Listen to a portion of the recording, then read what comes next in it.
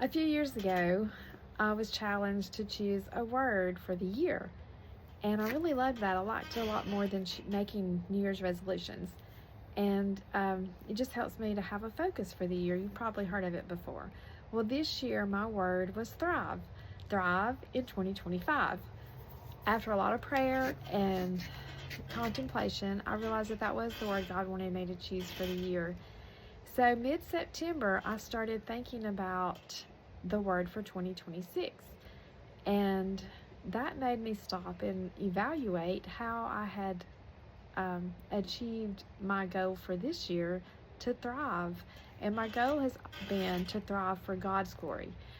And I developed the habit earlier this year to each morning to just ask God, help me thrive for your glory. And that is something that I want to continue to do. But as I evaluated my word for the year and my goals for the year, I realized I had thrived in one area, an area that matters most, but in two areas that matter, it may not be priority, but I felt like I had failed. Actually, I had failed.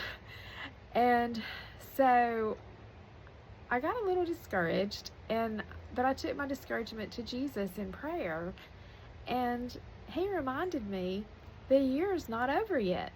And so I began working toward the physical goal of developing an exercise program. I really wanted to lose weight. Well, that didn't happen. But I think a better goal is just to get healthy and to get stronger.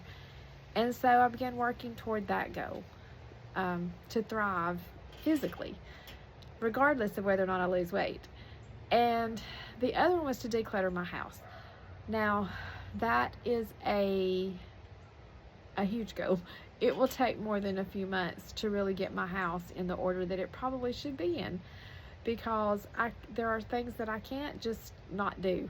And I've realized, or sometimes I think, that it would take me a month off of work with no other responsibilities and to just really focus on the house and what needs to go. I'm not a bad hoarder, but I like to save things in case I need them. So I have accumulated a lot of things in our small house. But I did make a little bit of progress. I did clean out one area one afternoon when I had a free afternoon. But the area I wanted to share with you today was the physical area where I want to thrive, to exercise more. And so in September, I set a goal to walk 30 miles. And I know that's not a whole lot for people who walk regularly, which I do walk regularly, but not every day. And usually 1.5 miles is about all I have time to do. And I had really struggled. I was more consistent with it last year than I have been this year. It's really been a struggle for me this year for different reasons. But so by September 30th, I think I walked like 29 miles or maybe 28.5, something like that. So it was a little disheartening that I was so close and missed the mark. But I just decided, okay, let's start over. So my goal for October was to walk 30 miles. Okay, there's 31 days. That's 1 mile a day minus 1 day. So that was my goal. But I also set a goal for squats, reverse lunges, sit-ups, real sit-ups, and push-ups. And I do the female type push-ups. So my goal for those toning exercises were a total of 200. I exceeded those goals, and today, October 31st, I was able to reach my goal of walking 30 miles. I did 30.15 miles to be exact. So I'm excited about that because there were several days when the weather just would not let me get out and walk in the mornings. And if I do not walk in the mornings, it's not going to happen most often.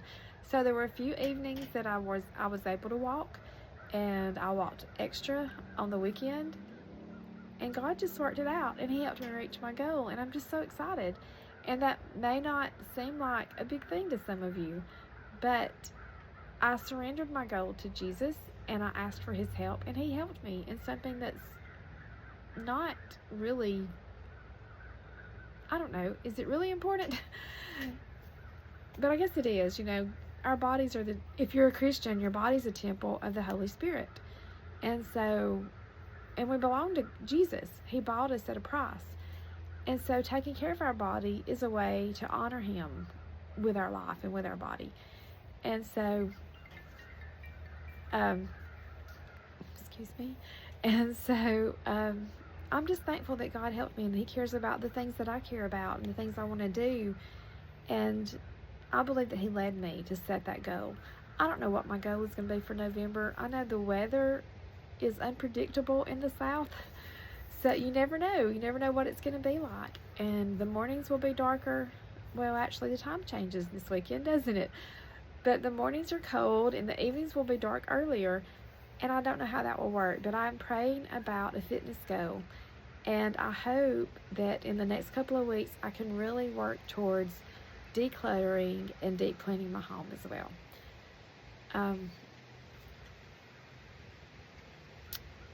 My mind just went blank.